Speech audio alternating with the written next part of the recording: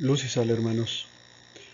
Desde la clase pasada hemos comenzado nuestra reunión invocando al Espíritu Santo para que nos ayude a entender nuestro tema del día de hoy, pero también para pedirle a Dios su intercesión para que cese la persecución en contra de la Iglesia Católica en México. Desde el 1 de julio de 2018 todos nosotros sabíamos que iba a llegar al poder un gobierno de tinte marcadamente anticatólico. Y sabíamos desde el 1 de julio de 2018 que se iba a desatar una persecución contra la Iglesia Católica. Lo que nadie se imaginó es que fuera a iniciar tan pronto. Yo me imaginaba que el presidente López Obrador iba a tener algunas dificultades para sentarse en el poder y que después de unos años tendría ya las manos libres para realizar pues el mayor sueño en la vida de todo protestante, que es destruir a la Iglesia Católica. Yo me imaginaba que así iba a ser, entonces yo decía, mira, empezará por el año cuarto, el año quinto de su administración. Vimos que empezó demasiado pronto, por eso quiero pedirles que todos juntos recemos una Ave María pidiéndole a nuestra Madre que nos ayude a resistir los tiempos que se vienen. Son tiempos duros los que se vienen, no solamente desde el punto de vista económico, sino también desde el punto de vista moral y religioso. Eh, Morena, el partido en el gobierno en México, pues va a tratar, esto ya lo han dicho en más de una ocasión, va a tratar de implantar el aborto en todo el país, va a tratar de tomar una serie de medidas que son notoriamente contrarias a nuestra fe. Ya tenemos algunos hermanos presos por haber defendido nuestros templos durante las agresiones del pasado 8 de marzo. Entonces, necesitamos la ayuda de nuestra Madre Santísima María de Guadalupe. Dios te salve María, llena eres de gracia, el Señor es contigo. Bendita eres entre todas las mujeres y bendito es el fruto de tu vientre Jesús. Santa María, Madre de Dios, ruega Señora por nosotros, los pecadores, ahora y en la hora de nuestra muerte. Amén. En el nombre del Padre, del Hijo y del Espíritu Santo. Amén. Bueno, pues el día de hoy vamos a ver la lección número 28, que se titula La Eucaristía y la vida eclesial. La Eucaristía produce la unidad eclesial. Por eso el subtítulo de esta lección es La Eucaristía es común unión de los cristianos. Eso es lo que significa la palabra comunión, común unión. La Eucaristía, pues, es un elemento que nos ayuda a permanecer unidos como iglesia, como cristianos y como pueblo de Dios.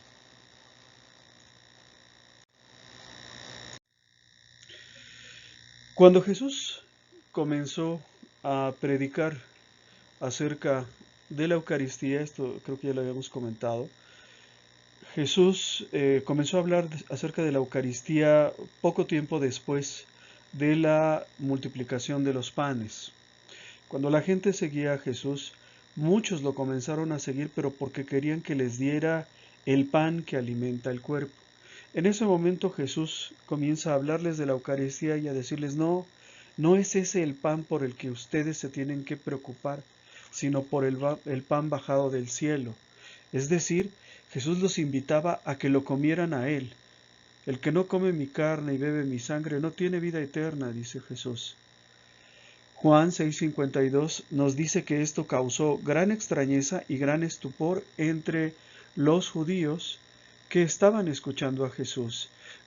Discutían entre sí los judíos y decían, ¿cómo puede es decir, Jesús, darnos a comer su carne? En Juan 6:66 leemos que desde ese momento muchos de sus discípulos, es decir, muchos que habían estado con él, que habían recorrido los caminos, que habían predicado con él, se volvieron atrás y ya no andaban con él, ya no lo seguían. Es decir, la Eucaristía fue una barrera que ellos no pudieron saltar. Por eso muchos prefirieron regresarse al mundo, dar marcha atrás y retomar pues a su vida anterior. El cuerpo místico de Cristo se le puede entender en tres capítulos o tres facetas. Primero, desde la encarnación del Hijo del Hombre hasta la cruz. Segundo, desde la muerte de Cristo hasta la justificación de cada uno de nosotros por la fe y por el bautismo. Y tercero, desde la justificación de cada uno de nosotros por la fe y por el bautismo hasta la vida eterna. Vamos a ver brevemente cada uno de estos capítulos. En el primer capítulo, que va desde la encarnación de Cristo hasta su muerte, pasión, muerte y resurrección, vemos a Cristo como representante de la humanidad entera. Cristo es el nuevo Adán. Al hacerse hombre, incorpora en su persona a la humanidad entera. Se vuelve, por decirlo así, el representante de todos los hombres ante Dios. En Gálatas, capítulo 3, versículo 13, leemos: Cristo nos rescató de la maldición de la ley, haciéndose Él mismo maldición por nosotros, pues dice la Escritura: maldito todo el que está colgado de un madero. En segunda carta a los Corintios, capítulo 5, versículo 21, el apóstol nos dice: a quien no conoció pecado, Dios le hizo pecado por nosotros, para que viniésemos a hacer justicia de Dios en él. Es decir, Jesús, al encarnarse, asume en sí mismo los pecados de toda la humanidad. Por eso él, que no tenía ningún pecado, ¿sí?, viene a ser la víctima más excelente, más pura para borrar nuestros pecados. ¿Qué pecados pagaba Jesús en el momento de ser crucificado? Los nuestros, los tuyos, los míos y los de las personas que habrán de venir. Jesús nos libera a todos, a unos en ese instante, a otros, como tú y yo, por anticipado. Pero lo importante aquí es que Cristo está ahí como si fuera nuestro representante, como si fuera el que va a pagar por nosotros. En el segundo capítulo, ¿verdad?, que va desde la cruz hasta la justificación de cada uno de nosotros, tenemos una realidad. ¿Y cuál es la realidad? La realidad de que ha iniciado una nueva creación. Cristo hace nuevas todas las cosas, incluyendo las personas, las naciones, los matrimonios, ¿verdad? Se inicia una nueva creación. El mundo viejo, sometido al pecado y a Satanás, ha terminado. A partir de Cristo surge una humanidad nueva.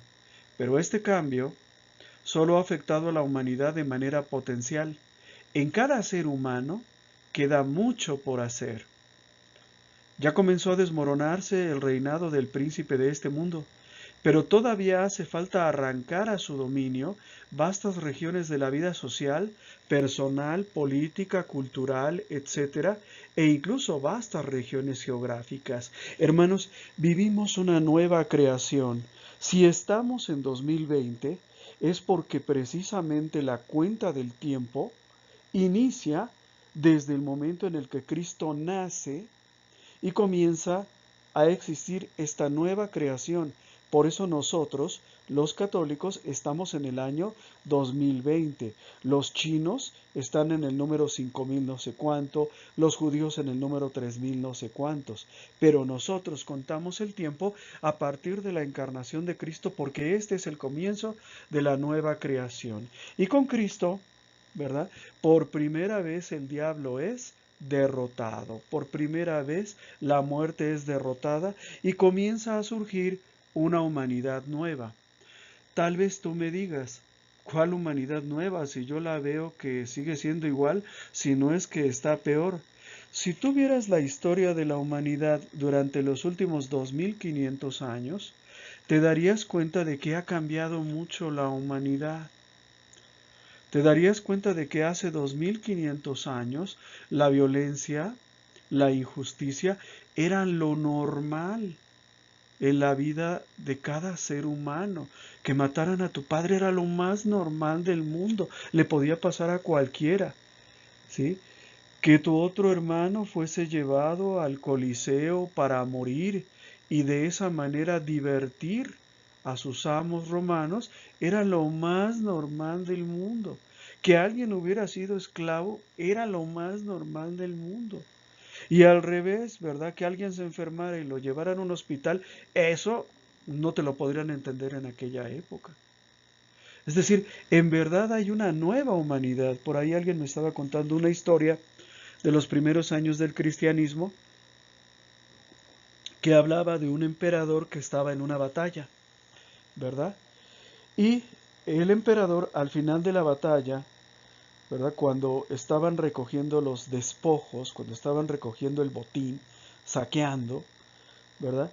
Observó a un grupo de soldados que se dedicaba a buscar a los moribundos y a los heridos para curarlos. Y que ese emperador quedó muy sorprendido de que curaran a los heridos, porque en aquellas épocas lo normal es que a un herido pues se le dejara morir, para eso era soldado. Y que este emperador pregunta, ¿quiénes son esos que están curando heridos? Y le responden, son los cristianos. Ellos hacen eso. Entonces, es una realidad, vivimos una humanidad nueva. Tú no lo percibes porque te tocó nacer en una pequeñísima fracción de tiempo, pero si pudieras ver un arco de tiempo desde hace 2500 hasta hoy, de 2500 años atrás hasta hoy, te podrías dar cuenta de los resultados saludables de la presencia de Cristo en este mundo y de la presencia de la Iglesia Católica. ¿Okay? Ahora bien, Cristo ya nos salvó, Cristo ya murió en la cruz por el perdón de nuestros pecados, Cristo ya ganó para nosotros el derecho de ser reincorporados a la vida de Dios y a la vida de la Iglesia. Cristo ya ganó para nosotros el derecho de reconocernos como hijos de Dios. Pero ¿qué sucede? Que todavía queda que estos frutos saludables del sacrificio redentor de Cristo lleguen a cada ser humano. Una cosa es que la medicina para el coronavirus ya se haya inventado o ya se haya desarrollado por parte de la industria farmacéutica y otra cosa es que la tengas en tu casa. Lo mismo sucede con Jesús. Una cosa es que Él ya haya muerto en la cruz por el perdón de nuestros pecados y otra cosa es que ese sacrificio redentor de Cristo en la cruz se nos haya aplicado a todos. Hace unos años se hablaba de una estadística. De cada 10 personas que nacen en este mundo, 7 no conocen a Cristo. Y eso es una realidad. Solo 3 conocen a Cristo. Las otras 7 no tienen ni idea de este sacrificio redentor de Cristo que nos llevó o nos llamó a todos a ser hermanos en una única familia de Dios. Ellos no tienen ni idea de eso. Ellos viven adorando a sus emperadores, adorando a su patria, haciendo una gran cantidad de cosas de espaldas totalmente a esta buena noticia que es Cristo. La palabra evangelio quiere decir buena noticia. La buena noticia es Cristo. Pues bien, 7 de cada 10 no conocen la buena noticia. Además, hace falta mucho por hacer en el corazón del ser humano, pero también en la vida social. Ya comenzó a desmoronarse el reinado del príncipe de este mundo, sí, pero todavía hay vastas regiones de la vida social, personal, política, cultural, que le siguen perteneciendo a Satanás. Eso también es una realidad. Y para muestra, pues nosotros mismos que somos mexicanos. O sea, ¿por qué estamos ahora batallando con un gobierno que se declara a sí mismo enemigo de la Iglesia Católica? Bueno, pues porque en julio de 2018 hubo muchos católicos que votaron a favor del aborto, que votaron a favor de la legalización de las drogas, que votaron a favor de la depravación sexual, que votaron a favor de todo esto. Y por eso estamos así. ¿Qué significa? ¿Qué te dice esto? Pues que hay vastas regiones de la vida social, y en este caso que les comento de la vida política, que todavía no han sido arrancados al poder de Satanás. Véanlo por el lado de la vida cultural. Estos muralistas mexicanos, Siqueiros, Rivera, eran ateos. Han ido a ver el mural que está en Palacio Nacional, donde Diego Rivera describe las etapas del desarrollo histórico de México. Pues él pone por ahí una frase muy clara acerca de el predominio de Satanás. Él pone la frase, Dios no existe. Es decir, para nosotros cultura implica en muchos de los casos alejamiento de Dios y en otros casos significa ataque a Dios, blasfemia contra Dios. ¿Sí? Incluso vastas regiones del mundo, por ejemplo en África y en Asia, no conocen a Jesús. Entonces, ya hay una nueva creación, sí, pero hay mucha gente que no lo sabe, a la que no se le ha aplicado el sacrificio redentor de Cristo en sus efectos saludables. ¿Sí? Esa gente no ha recibido los frutos del sacrificio de Cristo, no sabe que existen. Y tres, ¿verdad? Desde nuestra justificación por el bautismo hasta la vida eterna. Por el bautismo, cada uno de nosotros se hace miembro vivo del cuerpo místico de Cristo. Pasamos a ser parte de lo que es la Iglesia. De esa manera, en cada uno de nosotros, la humanidad pasa de ser masa dañada a ser masa santa, de ser personas bajo el poder de Satanás a personas liberadas de la esclavitud del pecado. Y todo esto, es decir, el bautismo, desemboca en la comunión eucarística. El bautismo nos prepara para recibir la Santa Comunión. Por eso normalmente primero se recibe el sacramento del bautismo y después el de la comunión, porque el sentido del bautismo es prepararnos para recibir a Cristo. ¿Sí? Primera de Corintios, capítulo 10, versículo 17, San Pablo nos dice, porque aun siendo muchos, un solo pan y un solo cuerpo somos, pues todos participamos de un solo pan. Y aquí, ¿verdad? Vemos una realidad, la realidad de la comunión. Todos nosotros somos una sola cosa en Cristo nuestro Señor. Todos nosotros somos un solo cuerpo. Somos una sola nación, una sola patria en Cristo nuestro Señor. ¿Sí? ¿Y cómo? ¿En qué momento llegamos a hacerlo? En el momento en el que fuimos bautizados, nos incorporamos al pueblo de Dios, al cuerpo de Cristo, que es la Iglesia. La comunión eucarística tiene tres funciones y una finalidad. Su finalidad es dar cohesión al cuerpo místico de Cristo. La palabra cohesión nos remite a aquello que hace que dos cosas se mantengan juntas. Por ejemplo, en una construcción, en un muro, el cemento es lo que da cohesión al muro, es lo que impide que cada ladrillo, por la acción del viento o por la acción del ser humano, salga de su lugar y se separe del muro. ¿Sí? En algunos casos, por ejemplo, en algunas industrias, como en la industria del calzado, por ejemplo, para que el calzado no se desintegre, ¿verdad?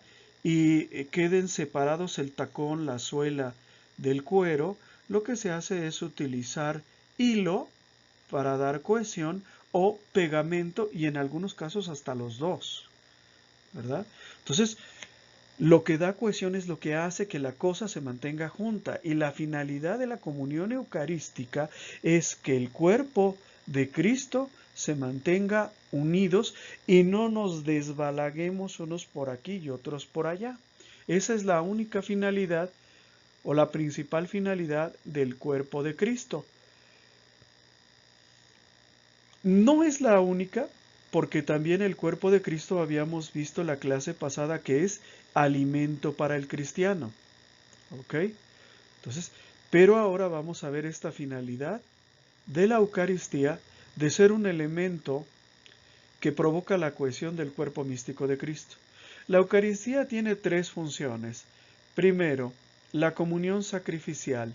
Segundo, la comunión sacramental. Tercero, la comunión de los santos. ¿Qué es la comunión sacrificial? Todos nosotros nos reunimos en comunión para ofrecer la misma víctima que es Cristo. Nos aproximamos todos al mismo altar para ofrecer el mismo sacrificio, el sacrificio de Cristo. Este aspecto constituye lo que la lección llama el nosotros en Cristo. En Cristo, todos nosotros hallamos el perdón de nuestros pecados. ¿Por qué? Porque hemos ofrecido la víctima excelente al Padre. La comunión sacramental consiste en que todos nos reunimos en comunión al ser alimentados por el cuerpo y la sangre de Cristo. Este aspecto constituye el Cristo en nosotros. Una misa católica, la Eucaristía, es un banquete. El altar es una mesa. Y el Padre, ¿verdad?, es el que sirve. Y lo que comemos, lo que cenamos, es el cuerpo y la sangre de Cristo. Este aspecto constituye el Cristo en nosotros. Cuando nosotros comemos algo, deglutimos algo, ¿verdad? Eso que deglutimos se introduce en nuestro cuerpo y forma parte de nosotros. Ahorita que está de moda el coronavirus, ¿no? Se dice que todo esto comenzó, no sé si sea cierto, la verdad, podrían ser solo habladurías, pero bueno, se dice que todo esto comenzó porque en China acostumbran comer murciélagos. Entonces alguien por ahí se comió un murciélago enfermo y adquirió esa enfermedad que después se transmitió. Yo no sé si esto pasó en la vida real o no. Lo que sí les puedo decir es que la mayor parte de las enfermedades que afligen al ser humano han pasado de los animales a nosotros. ¿Por qué? Pues porque nos los comemos. ¿Sí? Y nosotros, al comer el cuerpo y la sangre de Cristo, nos estamos alimentando de Cristo y Cristo está en nosotros. Y la tercera función es la comunión de los santos. ¿Qué es la comunión de los santos? Que ahora todos nosotros somos uno en Cristo. Somos uno en Cristo. Y esa comunión de los santos existe hoy y existirá en la vida eterna. La corriente, ¿sí?, de oración, la corriente de beneficio espiritual no se interrumpe por el hecho de que nosotros estemos vivos y alguno de nuestros hermanos estén muertos. Seguimos orando por nosotros, seguimos pidiéndole a Dios los unos por los otros. ¿Por qué seguimos pidiéndole a Dios por aquellos que ya murieron? Porque todos nosotros somos uno en Cristo nuestro Señor. ¿Y en qué momento nos hicimos uno? En la Eucaristía. En la Eucaristía. Observen ustedes, por ejemplo, en los que abandonan la Iglesia Católica. Hay una mentira muy común que suele decirse, y es esta. Cuando yo era católico, era borracho, le pegaba a mi mujer, maltrataba a mis hijos, era un desobligado. Pero ahora que ya no soy católico, ahora he cambiado. Soy un hombre bueno, trabajador, cariñoso con mi esposa, respetuoso con mis hijos, con mis vecinos y con mi país.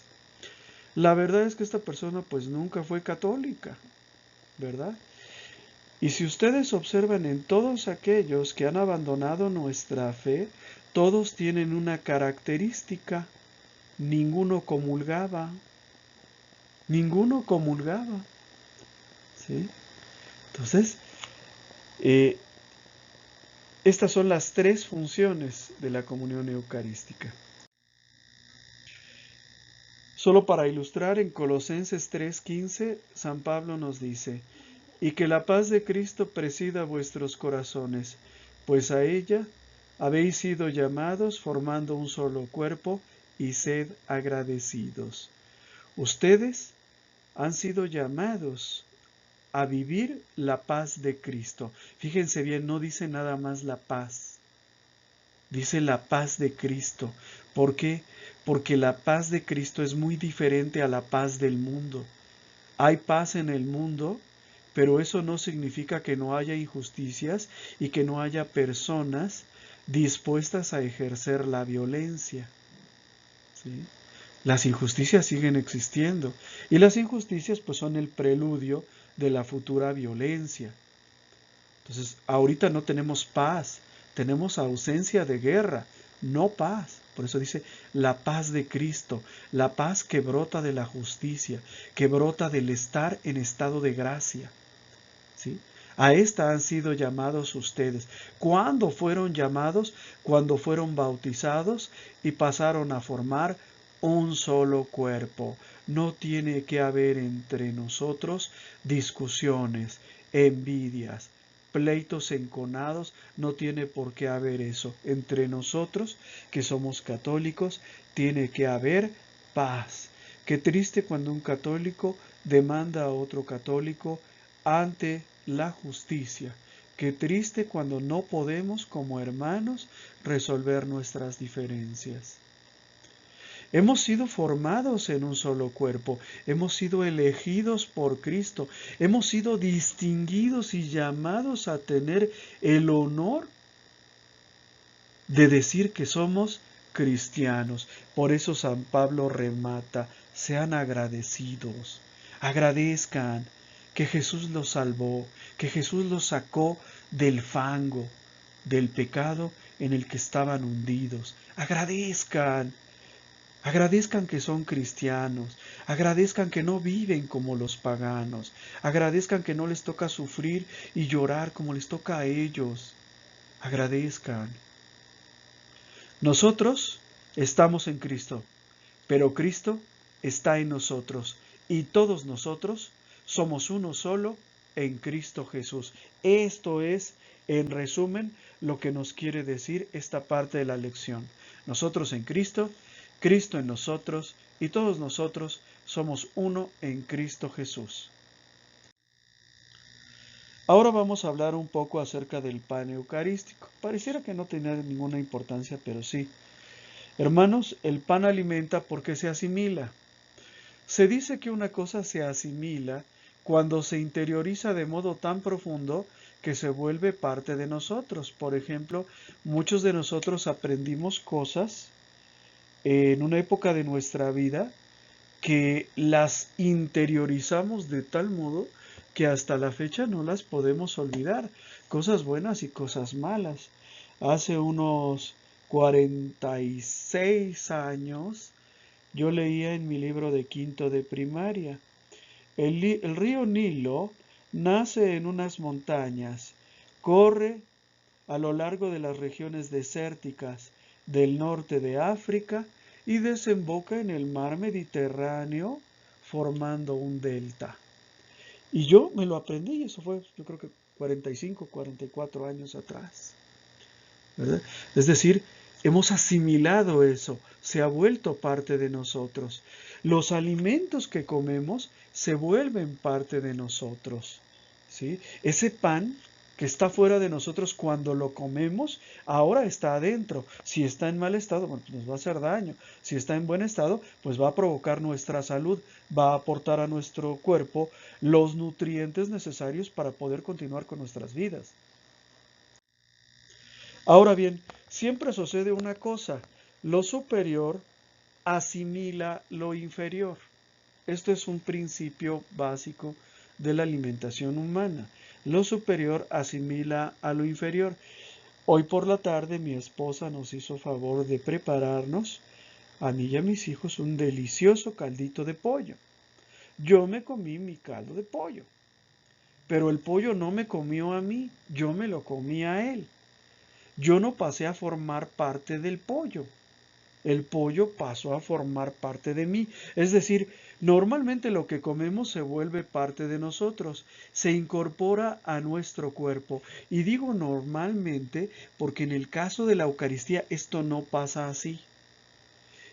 En el caso de la Eucaristía, cuando yo estoy frente al cuerpo y la sangre de Cristo, Cristo es lo superior y yo soy lo inferior.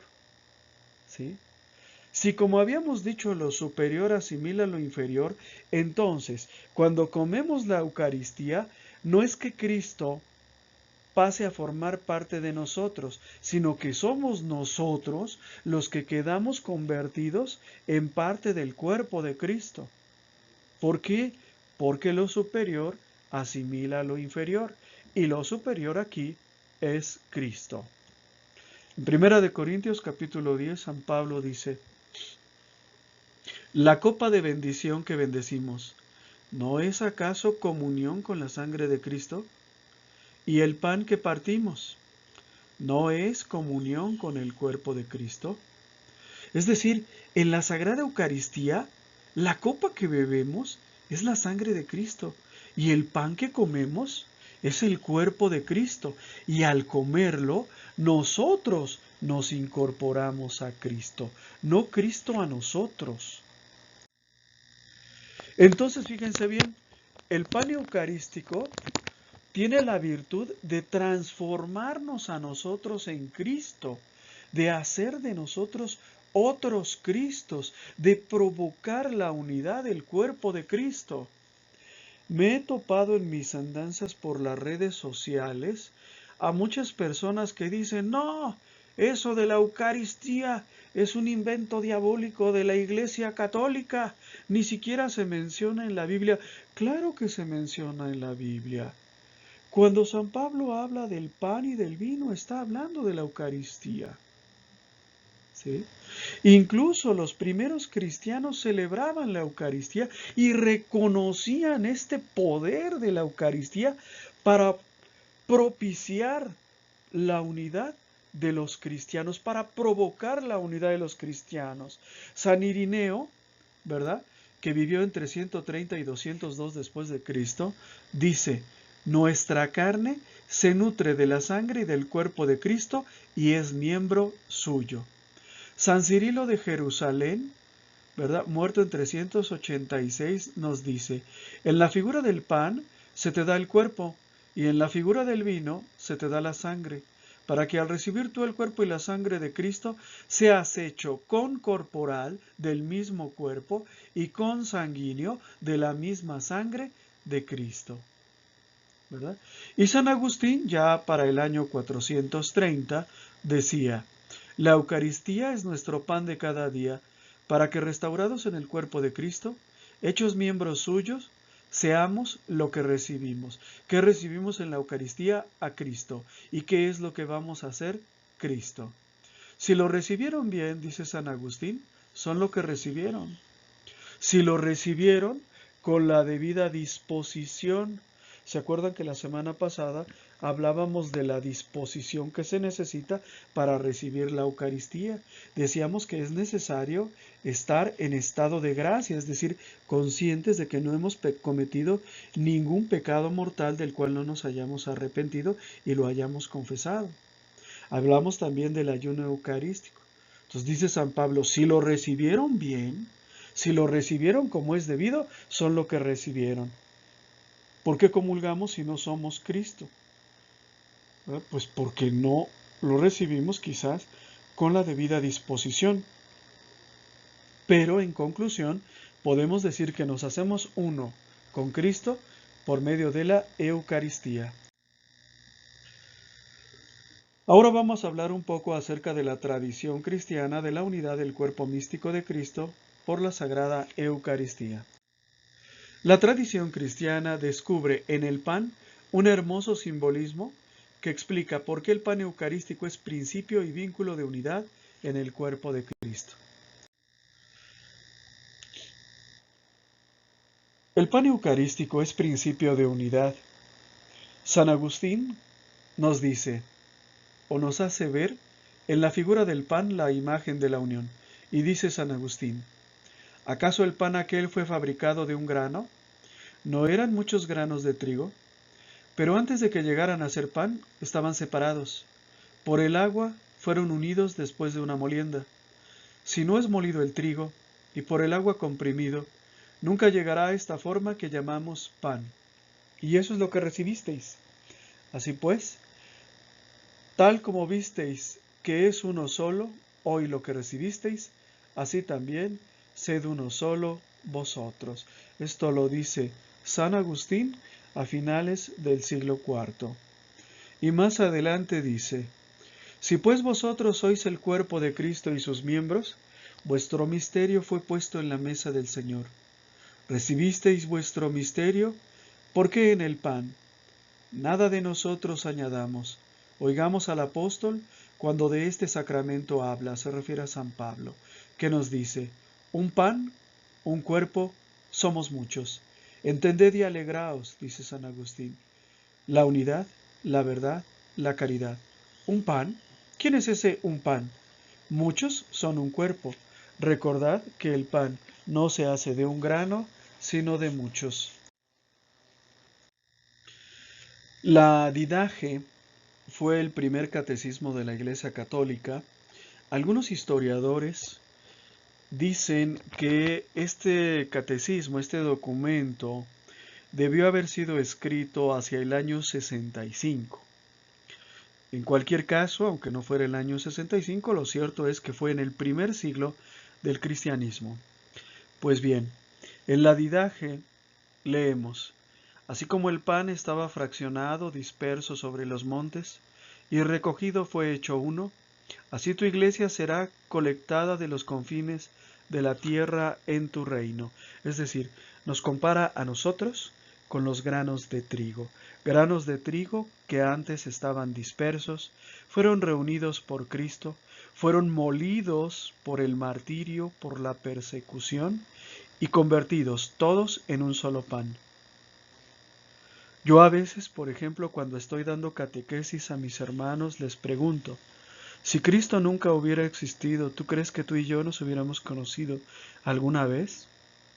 Pues no, es muy difícil. Pertenecemos a ciudades diferentes, a realidades diferentes, a comunidades diferentes. Sin Cristo tú y yo nunca nos hubiéramos conocido.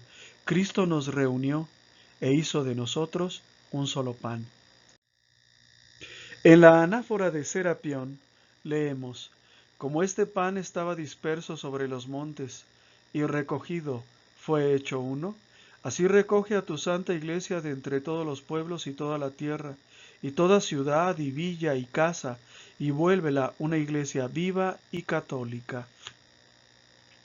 Nuevamente tenemos esta comparación entre los granos de trigo con el pan. Y en este caso la anáfora de Serapión pues introduce ya más claramente el tema de la iglesia. Todos los sacramentos producen la unidad del cuerpo místico de Cristo: el bautismo, la confirmación, el matrimonio, el orden sacerdotal. Pero solo la Eucaristía lleva hasta el orden físico nuestra unión con el cuerpo de Cristo. En el bautismo, por ejemplo, formamos parte del cuerpo de Cristo, pero no lo podemos tocar, no lo podemos sentir. Por eso muchos herejes de nuestro tiempo no creen en el bautismo de niños, porque dicen: pues no lo puedo sentir, no lo puedo tocar. Primero, porque estoy muy chico. Segundo, porque en la Eucaristía no se siente eso. La persona no se siente distinta en relación a la iglesia después de haberse bautizado. Pero en la Eucaristía, ¿qué creen? Que ahí sí podemos tocar el cuerpo de Cristo. Esta unión real y física, que es la plenitud o la consumación de la unidad del cuerpo de Cristo, es propia y exclusiva de la comunión eucarística. Ningún otro sacramento produce una unión con el cuerpo de Cristo tan plausible, tan palpable y tan inmediata como la Eucaristía. La Sagrada Eucaristía es cristológica. ¿Por qué? Porque nos hace ser uno en Cristo. Y es eclesiológica, porque al convertirnos en Cristo y hacernos cuerpo místico, estamos integrando sacramentalmente la Iglesia. Luego, pues la Eucaristía produce una unidad indestructible en el cuerpo místico de Cristo. Todas las herejías de nuestro tiempo parten de un mismo principio, que es la negación de la Eucaristía.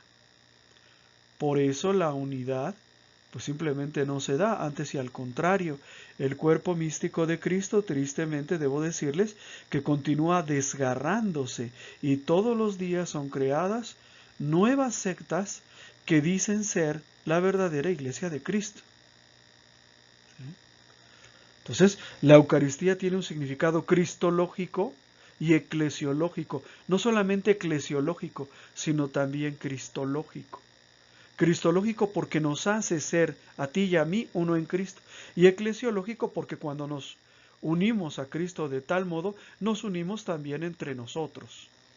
¿Por qué? Porque todos comimos de un solo pan, no comimos un pan diferente. Vamos a terminar con nuestras reflexiones personales. Primera pregunta. ¿He sido consciente de que por la Eucaristía soy una misma cosa con mis hermanos? O sea, ¿somos unidos en Cristo? ¿Cómo puedo entonces faltar a mis hermanos sin herirme yo mismo? O digo ser uno de ellos, pero en realidad no me he unido ni con ellos ni con Cristo. ¿Puedo aceptar ser molido por la renuncia del yo para ser amasado por el nosotros en Cristo? Esto es muy importante, esta última pregunta, porque es difícil aceptar ser molido. Es difícil renunciar al yo, a mis propios intereses. Es difícil comenzar a pensar en el nosotros, comenzar a sentirnos parte de.